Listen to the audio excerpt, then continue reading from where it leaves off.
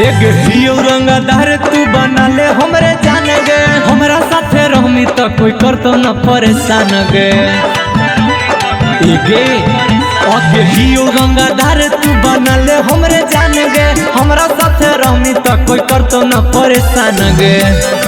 कियो के मानी ले न बतिया कहला कागे, हम हियो सलामपुर के लड़का गे, मचैले हियो सगरो कहला कागे। ओके कर हियो कांड बड़का बड़ा कागे, मचैले हियो जनुआ कहला कागे।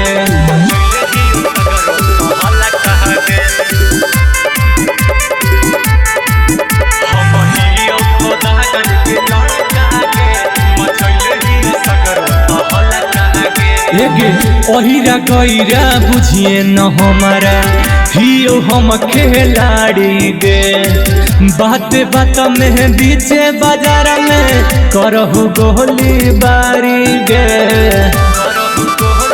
आगे आगे कोई मुसीबत नहीं झेला हुगे, रोजा मौत से पगली हम खेला हुगे।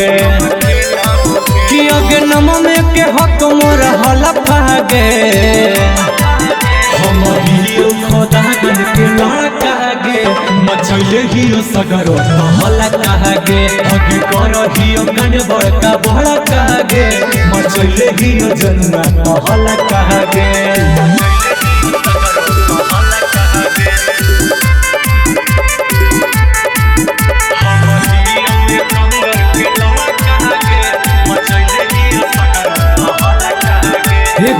पुलिस पर शासन हमारा कहर न साबा लगे, बढ़िया बढ़िया गुंडा के पगली हो जाए बुरा लगे। आगे हम के रो धमकी न बर्दाश्त करहु, जे बोला हो सीधे हम बास करहु।